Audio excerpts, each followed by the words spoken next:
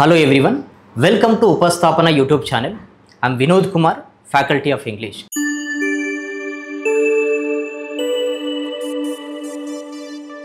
ఈ వీడియోలో IBPS RRB clerk పేపర్లు IBPS RRB క్లర్క్ మెయిన్స్ 2022లో వచ్చిన ఇంగ్లీష్ సెక్షన్ ఎక్స్ప్లెయిన్ చేస్తానండి. సో ఇక్కడ ఇది కంప్లీట్గా మీరు వాచ్ చేయండి. దీనివల్ల అడ్వాంటేజ్ ఏంటంటే చూడండి, నెక్స్ట్ అంటే యాక్చువల్గా క్వశ్చన్స్ ఎలా వచ్చే ఛాన్సెస్ ఉన్నాయి, వాటిని మనం ఎలా ట్యాకిల్ చేయాలి, what is the level of difficulty అనేది మనకు అర్థమవుతుంది. సో ఇక్కడ ఇంగ్లీష్ సెక్షన్లో మొత్తం మనకి 40 క్వశ్చన్స్ వస్తాయి. Each question carries 1 mark. So there will be 40 marks. Okay, so ఒకసారి కంప్లీట్గా వాచ్ చేయండి. Now without any further delay let's go to the questions. ఒకసారి ఫస్ట్ క్వశ్చన్ చూడండి.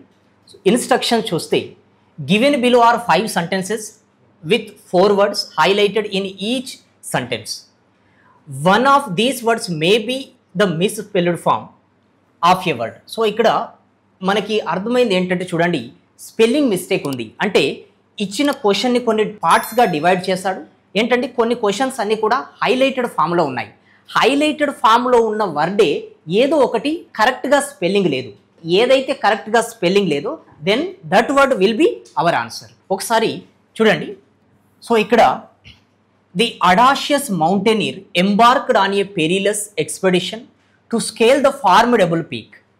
సో మీరు ఏంటంటే చూడండి, ఫస్ట్ దీన్ని ప్రాపర్గా అర్థం చేసుకుంటే ఇక్కడ అడాషియస్ అంటే ఏంటి అని అంటే బోల్డ్, ధైర్యం గల.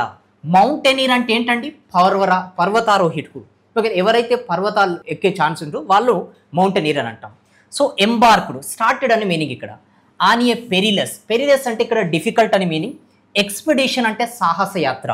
Okay, to scale the formidable peak అంటే ఏంటనంటే ఇక్కడ ఈ ఫార్మిడబుల్ పీక్ అంటే హైయెస్ట్ ఇక్కడ డిఫికల్ట్ ఉన్న పర్వతాన్ని ఎక్కడానికి ఒక బోల్డ్ డెసిజన్ తీసుకున్నాడు అనేది ఇక్కడ మీనింగ్ యాక్చువల్గా. ఓకేనండి, స్టార్ట్ చేశాడు. సో ఇక్కడ చూడండి, ఈ అన్ని వర్డ్స్ ఏవైతే మనకి ఇక్కడ హైలైటెడ్గా ఉన్న వర్డ్స్లలో చూడండి, అడాషియస్ అంటే ఏంటంటే బోల్డ్ అని మీనింగ్. సో యాక్చువల్గా దీని స్పెల్లింగ్ ఏంటి అని అంటే CIOUS. అడాషియస్ అంటే ఏంటండి బోల్డ్.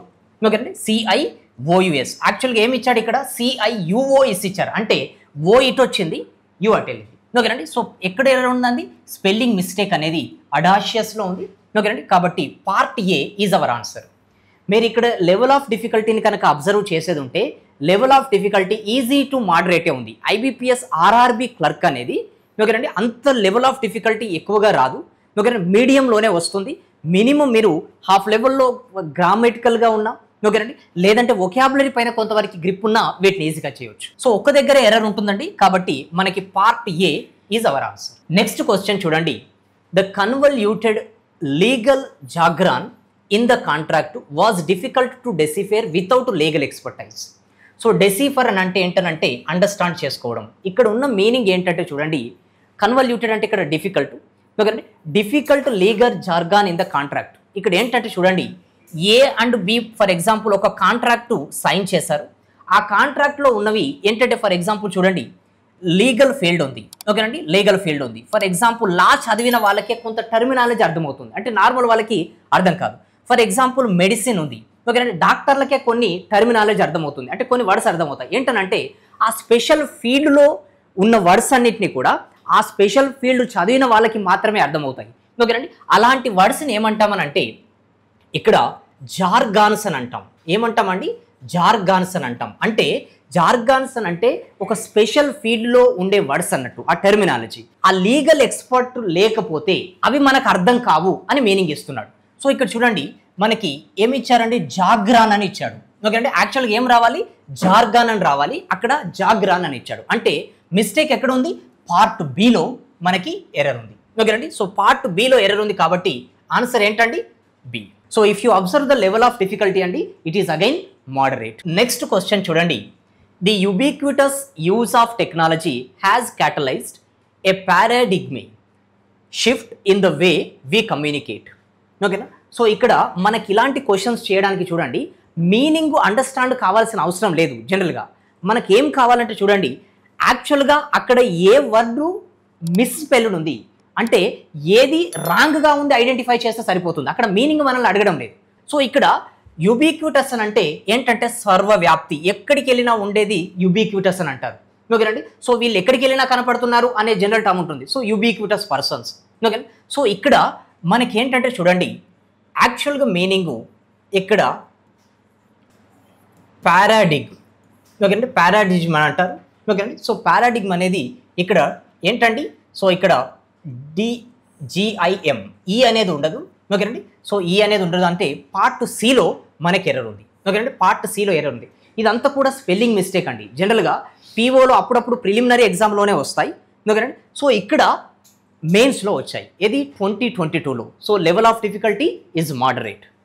ఒకసారి నెక్స్ట్ క్వశ్చన్ చూస్తే చూడండి, the garrulous politician delivered a bombastic speech extolling the virtues of his policies and disparaging his opponents with scathing remarks. So కంప్లీట్గా మీనింగ్ ఒకసారి చూస్తే, ఒక పొలిటీషియన్ ఉన్నాడు, అపోనెంట్స్ ఉన్నారు, అంటే అపోజిట్ పర్సన్స్ ఉన్నారు. ఇతను చేసిన వాటిని పొగుడుకుంటున్నాడు. ఎక్స్టోలింగ్ అని అంటే పొగడడం. ఓకే. సో ఇక్కడ మిగతా వాళ్ళు చేసినవి మాత్రం తక్కువ చేసి మాట్లాడుతున్నాడు. అంటే అతని పాలిటీషియన్ అపోనెంట్స్ ఎవరైతే ఉన్నారో వాళ్ళు చేసిన వాటి గురించి తక్కువగా మాట్లాడుతున్నాడు, అంటే చులకనగా చేసి మాట్లాడుతున్నాడు. అతను చేసినవి మాత్రం పొగుడుకుంటున్నాడు. సో ఇక్కడ ఏంటంటే చూడండి, డిస్పరేజింగ్ అని అంటే తక్కువ చేసి మాట్లాడడం, అగౌరవపరచడం, అలాంటి మీనింగ్ వస్తుంది. స్పెల్లింగ్ ఏంటి అని అంటే డిస్పరేజింగ్, RAGING, DISPARAGING. ఇక్కడ చూడండి, DISPARA ఉండాలి, ఏ ఇక్కడ లేదు, అంతే కదా. సో ఎక్కడ ఉంది మిస్టేకు? స్పెల్లింగ్ మిస్టేక్ అనేది పార్ట్ డీలో ఉంది. కాబట్టి మనకి ఆన్సర్ ఏమవుతుందండి? Part D is our answer. So ఇక్కడ మీరు ఈ క్వశ్చన్స్ అన్ని కనుక అబ్జర్వ్ చేస్తే level of difficulty is moderate. Next క్వశ్చన్లోకి వెళ్తే చూడండి, the magnanimous philanthropist donated prodigious sum of money to fund research into curing rare diseases, demonstrating his altruistic spirit. See, I am not going into the meanings of these words because it takes a lot of time. Okay, so ఇక్కడ కంప్లీట్గా ఉన్న words మనం ఏం చేయాలి, ఎక్కడ మిస్స్పెల్డ్ word ఉందో దాన్ని identify చేయాలి, అది మనకు ఆన్సర్ అవుతుంది. ఓకేనా, then we get 1 mark. So ఇక్కడ మ్యాగ్నానిమస్ అని అంటే ఉదార స్వభావం గల, ఎవరైతే ఎక్కువగా డొనేట్ చేస్తారో వాళ్ళను ఉదార స్వభావం మ్యాగ్నానిమస్ అని అంటారు. ఓకే. సో ఇక్కడ చూడండి, ఫిలాంథ్రోపిస్ట్, ఎవరైతే ఎక్కువ దాన ధర్మాలు చేస్తారో వాళ్ళని ఫిలాంథ్రోపిస్ట్ అని అంటారు. Okay. So prodigious, sum of money అంటే ఎక్కువ మనీని డొనేట్ చేశాడు అని. సో ఇక్కడ ప్రొడిగస్ అని అంటే ఇక్కడ GIOUS, ప్రొడిగియస్, GIOUS రావాలి, అది కరెక్టు. ఏమని ఇచ్చారు? ప్రొడిగస్ అని ఇచ్చాడు, GOUS అని ఇచ్చాడు, అంటే అక్కడ ఐ ఇవ్వలేదు. కాబట్టి ఎక్కడుందండి? పార్ట్ బిలో మనకి ఎర్రర్ ఉంది, అంటే part B is our answer. So మీరు దీనివల్ల ఏం తెలుసుకోవచ్చు అని అంటే, IBPS RRB క్లర్క్ మెయిన్స్ ఎగ్జామ్లో స్పెల్లింగ్ మిస్టేక్స్ క్వశ్చన్స్ కూడా వచ్చే ఛాన్స్ ఉంది అనేది మనకు తెలుస్తుంది. సో స్పెల్లింగ్ మిస్టేక్స్ అనేది మనం సపరేట్గా ఏదో చాప్టర్లో నేర్చుకోలేమండి. ఇప్పుడైతే ప్రాక్టీస్ చేస్తున్నామో English, for example news paper రీడింగ్లో కానీ, ఓకే, సో బుక్స్ చదివినప్పుడు కానీ అప్పుడే మనం స్పెల్లింగ్ని అబ్జర్వ్ చేయాలి, ఎవ్రీ వర్డ్. కానీ ఏదో కొన్ని వర్డ్సే మనం నేర్చుకుంటే అవే వర్డ్స్ డెఫినెట్గా ఎగ్జామ్లో వస్తుందని గ్యారంటీ లేదు. కాబట్టి స్పెల్లింగ్లోనే మనం ఎప్పుడైతే పేపర్ చదువుతామో అప్పుడే ఏంటండి, ఇగో వీటిపైన మనకి గ్రిప్ రావాలి. నెక్స్ట్ సెక్షన్ చూడండి, in each of the following questions a sentence has been divided into 4 parts in which 1 part has an error. Identify the part that has an error and mark that part as your answer. So ఇది general question అండి, error correction question. క్వశ్చన్ని పార్ట్స్గా divide చేశారు. ఏదో ఒక పార్ట్లో grammatical error ఉంది. ఆ ఏ పార్ట్లో అయితే గ్రామటికల్ ఎర్రర్ ఉందో అది మనకు ఆన్సర్ అవుతుంది. ఇది రావాలంటే గ్రామర్ పైన గ్రిప్ ఉండాలి. ఇది వొకాబులరీ కాదండి, గ్రామర్ పైన గ్రిప్ ఉండాలి. అంటే జనరల్గా error correction questions grammatical rules పైన డిపెండ్ అయి ఉంటాయి. అంటే మనకి నౌన్ నుంచి అంటే పార్ట్స్ ఆఫ్ స్పీచ్లన్నీ రావాలి, ఆర్టికల్స్ రావాలి, పార్ట్స్ ఆఫ్ స్పీచ్లో మళ్ళీ అడిషనల్గా active voice, passive voice, direct indirect speech, వీటిపైన డిపెండ్ అయి ఉంటాయి. ఇక్కడ చూడండి, the serene beach with its crystal clear waters and powdery sand have the perfect spot to unwind after a long week of work. So ఇక్కడ is there any mistake అండి? For example నేను ఇక్కడ ఒక sentence రాస్తున్నాను, he has done a work. He has done a work. So చూడండి, ఈ పని చేసిన వాళ్ళు ఎవరండి? హీ అంటే సబ్జెక్టే కదా. సబ్జెక్టు కనుక సింగులర్ అయితే వర్బ్ కూడా సింగులరే రావాలి. వర్బ్ కూడా సింగులరే కావాలి. ఇప్పుడు ఫర్ ఎగ్జాంపుల్ చూడండి, దే హ్యావ్ ఇప్పుడు డన్ వర్క్. ఇప్పుడు హ్యావ్ ఎందుకు వచ్చింది? ఇక్కడ సబ్జెక్ట్ అనేది ప్లూరల్ అయింది కాబట్టి హ్యావ్ వచ్చింది. అంటే ప్రజెంట్ పర్ఫెక్ట్ టెన్స్లో హ్యాజ్ అనేది సింగులర్ సబ్జెక్ట్కి యూజ్ చేస్తాం, హ్యావ్ అనేది ప్లూరల్ వర్బ్కి యూజ్ చేస్తాం. ఓకే, సో ఇప్పుడు అడిషనల్గా నేను ఇంకొక సెంటెన్స్ రాస్తున్నాను చూడండి. ఇప్పుడు రాము అండ్ రాజు ఇప్పుడు హ్యాస్ డన్ అని అంటామా లేదా హ్యావ్ డన్ అని అంటామా అని అంటే చూడండి, Ramu is singular, Raju is singular. ఓకేనా, రెండు సబ్జెక్టులు కనుక అండ్తోని, రెండు సింగులర్ సబ్జెక్టులు కనుక అండ్ అనే కంజంక్షన్తోని కనుక యాడ్ అయితే వర్బ్ అనేది ప్లూరల్గా రావాలి. వర్బ్ అనేది ప్లూరల్గా రావాలి.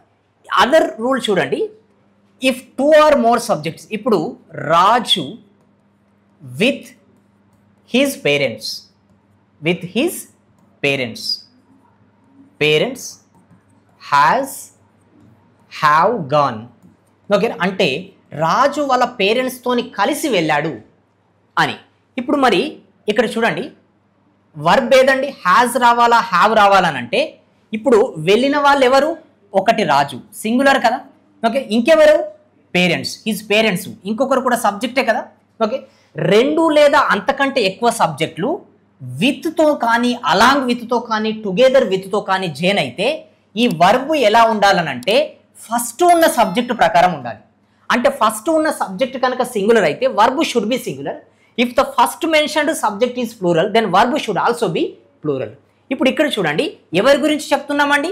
The serene beach with its crystal clear waters and powdery sand have. ఓకేనా, ఇప్పుడు ఎవరి గురించి చెప్తున్నాం? ఇగో విత్ తోటి ఎవరు జాయిన్ అయ్యారు? ఓకేనా, క్రిస్టల్ క్లియర్ వాటర్స్, ఇంకొకటి ఏంటండి? పౌడరీ శాండ్, అంతే కదా. సో ఇక్కడ సెరేన్ బీచ్, ఓకేనా, విత్ ముందు ఏముందండి? ఇక్కడ సింగులర్ సబ్జెక్ట్ ఉంది. వర్బ్ ఎక్కడుంది చూడండి, ఇగో హ్యావ్ అనేది. చూడండి, రెండు లేదా అంతకంటే ఎక్కువ సబ్జెక్టులు కనుక విత్తో జాయిన్ అయితే వర్బ్ దేని ప్రకారం ఉండాలి? ఫస్ట్ మెన్షన్ సబ్జెక్ట్ ప్రకారం ఉండాలి. ఈ ఫస్ట్ మెన్షన్ సబ్జెక్టు ఇక్కడ ఏంటండి?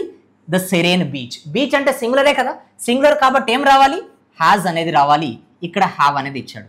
Okay, so this is part A and this is part B and this is part C. So సిలో మనకి ఎర్రర్ ఉంది. I hope you have understood it perfectly అండి. ఇది సబ్జెక్ట్ టు వర్బ్ అగ్రిమెంట్ నుంచి వచ్చిన question. Next question చూడండి, despite the fact the weather had not ideal the group decided to proceed with the planned hiking trip. వాళ్ళు ఒక plan చేసుకున్నారండి ట్రిప్కి వెళ్ళడానికి, కానీ బ్యాడ్ వెదర్ వచ్చింది. బ్యాడ్ వెదర్ వచ్చినప్పటికీ కూడా వాళ్ళు ప్లాన్ ప్రకారం వెళ్తున్నారు అని మీనింగ్ ఇది. సో ఇక్కడ చూడండి, despite the fact that weather had not ideal. ఇప్పుడు చూడండి, he is a doctor, he is a doctor. మనకు ఒక స్థితిని చెప్పినప్పుడు, ఓకే, స్టేట్ని చెప్పినప్పుడు, ఓకేనా, ప్రజెంట్లో అయితే ఈజ్ వాడతాం, ప్రజెంట్లో అయితే ఈజ్ వాడతాం, అంటే అతను ఒక డాక్టర్. ఇది పాస్ట్లోకి వెళ్తే చూడండి, హీ వాజ్ ఏ డాక్టర్, ఏమని వాడాలి? He was a doctor. ఇదే ప్రకారం చూడండి, ఇప్పుడు హీ హ్యాజ్ ఏ డాక్టర్ అని అంటామా? హీ హ్యాజ్ ఏ డాక్టర్ అంటే మీనింగ్ వేరు, అతనికి ఒక డాక్టర్ ఉన్నాడు, కానీ ఇతనే డాక్టర్ అని చెప్పాలంటే ఏం రావాలి? ఈజ్ రావాలి. ఇప్పుడు దీని ప్రకారం చూడండి, ఇక్కడ weather is ideal, weather is ideal అంటే ఫేవరబుల్గా ఉంది, అనుకూలంగా ఉంది అని చెప్తున్నాం. Okay, weather is ideal. Weather ఎలా ఉందండి? ఐడియల్. ఇప్పుడు ఇతను డాక్టర్. సో ఇక్కడ ఇది పాస్ట్లోకి వెళ్తే మాత్రం ఏం రావాలి? వెదర్ వాజ్ ఐడియల్ రావాలి, వెదర్ వాజ్ ఐడియల్. ఇప్పుడు వెదర్ హ్యాజ్ ఐడియల్ అంటామా? లేదు కదా. అదేవిధంగా ఏం చేశాడనంటే ఇక్కడ వెదర్ ఎలా ఉందండి? Not ideal. దాని స్థితి చెప్తున్నాడు. స్థితి చెప్పినప్పుడు అంటే ఆ స్టేట్ చెప్పినప్పుడు పాస్ట్ టెన్స్లో ఏం రావాలంటే వాజ్ రావాలి. లింకింగ్ వర్బ్ ఏమి ఇచ్చాడు? హ్యాడ్ ఇచ్చాడు. అంటే ఏం రావాలి? వెదర్ వాజ్ నాట్ ఐడియల్ అని రావాలి. సో పార్ట్ ఏ పార్ట్లో ఉందండి? సో పార్ట్ బి ఈజ్ ఏంటండి? ఆన్సర్. సో ఇగో ఇలా, ఇది కూడా లెవెల్ ఆఫ్ డిఫికల్టీ ఎక్కువగా లేదండి. సో నెక్స్ట్ క్వశ్చన్ కనుక చూస్తే, the book was too difficult for me to understand so I decided to read a summary online. So is there any grammatical error అండి? So the book was too difficult for me to understand so I decided to read a summary. ఇదంతా కూడా ప్రాపర్గానే ఉంది. So ప్రాపర్గా ఉంది కాబట్టి మనకు answer ఏంటి అని అంటే no error. Next question, although I don't really like spicy food I decided try the hot wings and ended up regretting it later. అంటే మీనింగ్ ఏంటంటే చూడండి, నాకు స్పైసీ ఫుడ్ అనేది ఇష్టం లేనప్పటికీ నేను తినడానికి డిసైడ్ అయ్యాను. ఓకే, తినడానికి డిసైడ్ అయ్యాను. తిన్న తర్వాత ఏమైందండి, అరే ఎందుకు తిన్నాను అనిపించింది అంటే ఆ ప్రాబ్లం అయింది, ఏదో ఒక ప్రాబ్లం అయింది కాబట్టి ఎందుకు తిన్నామని అనిపించింది అని అంటున్నారు. సో ఇక్కడ మనకు although I don't like spicy food I decided. So ఇప్పుడు ఫర్ ఎగ్జాంపుల్ చూడండి, ఐ డిసైడెడ్ గో దేర్. నేను అక్కడికి వెళ్ళడానికి డిసైడ్ అయ్యాను. ఎప్పుడైతే ఇలా డిసైడ్ వచ్చిందో మనకి పర్పస్ చెప్పినప్పుడు ఏంటనంటే ఇక్కడ ఏంటండి టు అనేది రావాలి, ఇన్ఫినిటివ్ టు. ఇదే వేలో ఐ డిసైడెడ్ ఏం రావాలండి, టు అని రావాలి. I decided to try the wings. So A పార్ట్లో ఎర్రర్ ఉంది, మనకు పార్ట్ బిలో ఎర్రర్ ఉంది కాబట్టి B is our answer.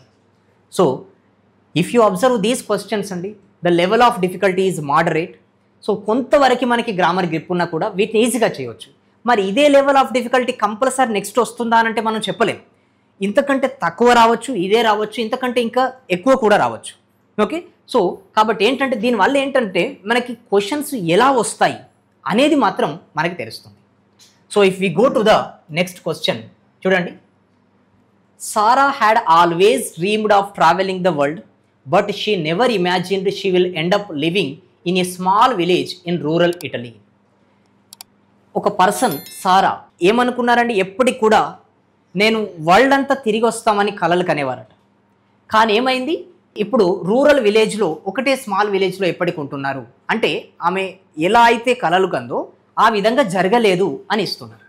So ఇప్పుడు చూడండి, for example I think I will go, నేను అక్కడికి వెళ్తామని అనుకుంటాను అని అంటున్నాం. సో ఇప్పుడు ఎప్పుడైతే మనం ప్రజెంట్ టెన్స్లో వచ్చిందో ఈ ఫ్యూచర్ ఏంటండి, ఐ విల్. ఫర్ ఎగ్జాంపుల్ నేను ఒక ఫ్యూ వీక్స్ బ్యాక్ అనుకున్నాను, ఇప్పుడు నేను అనుకుంటున్నాను ఏంటనంటే నేను వెళ్తానని. కానీ ఒక 4 వీక్స్ బ్యాక్ అనుకున్నాను నేను ఏమని, నేను వెళ్తానని. సో ఇప్పుడు పాస్ట్ కాబట్టి ఇప్పుడు ఐ థింక్ అనేది ప్రజెంట్, పాస్ట్ ఏమవుతుందండి, ఐ థాట్.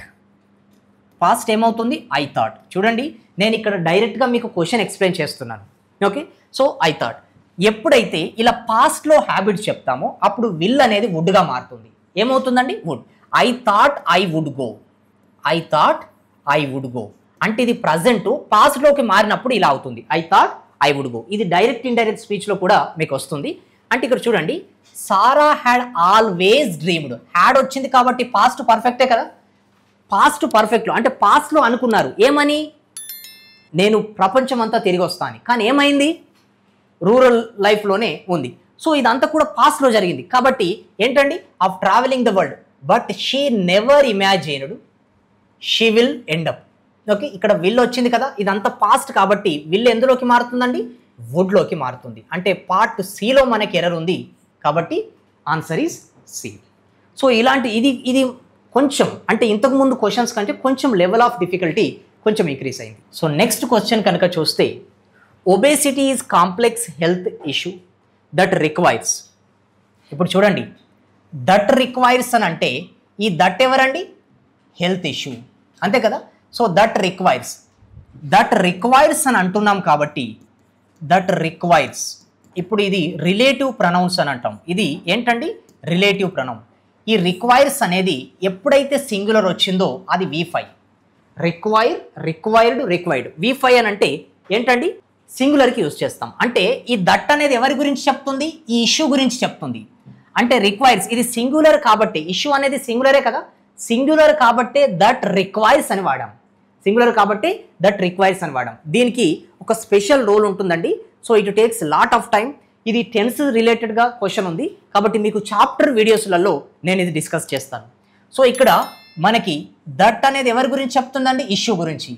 రిక్వైర్స్ అంటే మీనింగ్ ఏంటనంటే ఇది ఒకటి సింగిల్ ఇష్యూ అని మీనింగ్.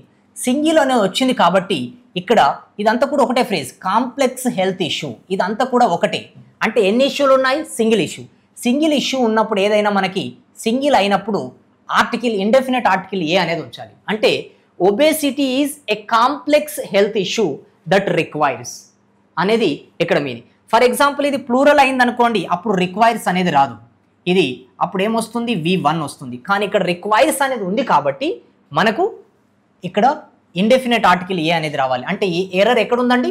పార్ట్ ఏలో ఎర్రర్ ఉంది మనకి. నెక్స్ట్ క్వశ్చన్ కనుక చూస్తే, health inequality affects vulnerable populations but demand the equitable distribution of resources and services. So if you observe the question properly, మనకు సబ్జెక్ట్ ఎవరండి? ఇక్కడ ఎవరి గురించి చెప్తున్నాం? Health care inequality. Simple present టెన్స్లో ఫర్ ఎగ్జాంపుల్ ఇక్కడ మనకి వర్బ్ 1 ఇది గో ఉంది, V2 ఏంటి? వెంట్. V3 ఏంటండి? గాన్. V4 ఏంటి? V4 అంటే V1 ప్లస్ ING ఫామ్ అంటే ఏమవుతుంది? గోయింగ్. V5 ఏంటి? V1 ప్లస్ ఎస్ లేదా ES వస్తుంది కాబట్టి ఏంటి? ఇది గోస్. ఇప్పుడు ఈ వర్బులను కనుక అబ్జర్వ్ చేస్తే మనకి he go to school daily అని అన్నాం అనుకోండి, గో టు స్కూల్ డైలీ. ఇక్కడ సబ్జెక్ట్ ఎవరు? Subject he. ఇది సింపుల్ ప్రజెంట్ టెన్స్లో ఉంది. సబ్జెక్ట్ కనుక థర్డ్ పర్సన్ సింగులర్ అయితే సింపుల్ ప్రజెంట్ టెన్స్లో మనం వాడాల్సింది V5. ఓకే, ఇప్పుడు ఎవరి గురించి చెప్తున్నాం? హీ. ఎవరి గురించి చెప్తున్నామో వాళ్ళు థర్డ్ పర్సన్ అవుతారు. హీ గురించే కదా థర్డ్ పర్సన్. ఎంతమంది ఉన్నారు? సింగులర్. అంటే third person singular, third person singular. Third person singular subject అయింది అనుకోండి సింపుల్ ప్రజెంట్ టెన్స్లో, ఇక్కడ ఏం రావాలి? V5 రావాలి. V5 అంటే ఏంటండి? గోస్. ఇది కరెక్ట్. Okay, goes. ఇప్పుడు ఇదే వేలో చూడండి, ఇక్కడ health care inequality affect. Health care inequality affect. చూడండి ఇక్కడ అఫెక్ట్, ఇది అఫెక్టెడ్, ఇది అఫెక్టెడ్, ఇది అఫెక్టింగ్, ఇది అఫెక్ట్స్ అవుతుంది. ఏమవుతుంది? Affects. Okay, affects. So third person singular కాబట్టి ఏం రావాలి? V5 రావాలి. V5 వచ్చిందా? V5 వచ్చింది అక్కడ. ఓకే, బట్ ఇక్కడ ఇంకొకటి ఏంటంటే చూడండి, ఇప్పుడు బట్ డిమాండ్.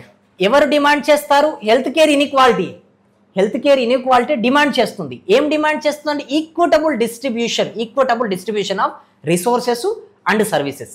మరి ఇక్కడ వర్బ్ ఎలా ఉంది చూడండి. ఫర్ ఎగ్జాంపుల్ ఇది డిమాండ్, ఇక్కడ ఏంటండి? ఇక్కడ డిమాండ్. మనకి ఈ పాయింట్ ఆఫ్ వ్యూలో చూస్తే డిమాండ్ అవుతుంది, ఇది డిమాండెడ్ అవుతుంది, ఇది కూడా డిమాండెడ్ అవుతుంది, ఇది డిమాండింగ్ అవుతుంది, ఇదేమవుతుందండి? డిమాండ్స్ అవుతుంది. డిమాండ్స్ అంటే V5 కదా. హెల్త్ కేర్ ఇన్ఈక్వాలిటీ అనేది ఇక్కడ సబ్జెక్టు కాబట్టి రెండు క్లాజులను జాయిన్ చేసింది ఇక్కడ బట్ అనే కంజంక్షన్. మళ్ళీ వర్బ్ ఎందులో ఉండాలి? V5లోనే రావాలి, అంటే డిమాండ్స్ అని రావాలి. సో ఏ పార్ట్లో ఎర్రర్ ఉందండి? మనకి పార్ట్ ఏ, ఇది పార్ట్ బి, పార్ట్ సిలో ఎర్రర్ ఉంది. So I hope you have understood it perfectly. So ఈ క్వశ్చన్స్ అన్నీ కూడా మీరు అబ్జర్వ్ చేస్తే మీడియం లెవెల్ ఆఫ్ డిఫికల్టీలోనే ఉన్నాయి. This is not at all difficult అండి. IBPS RRB POలో ఇంతకంటే ఎక్కువ లెవెల్ ఆఫ్ డిఫికల్టీ వస్తాయి. IBPS POలో ఇంతకంటే ఎక్కువ లెవెల్ ఆఫ్ డిఫికల్టీ వస్తాయి. SBI POలో ఇంతకంటే ఎక్కువ వస్తాయి. ఓకే, RRB కాబట్టి ఈ లెవెల్లో ఇచ్చారు. If you like the content on our channel, like the video, subscribe to the channel and also share this video with your friends who are preparing for competitive exams.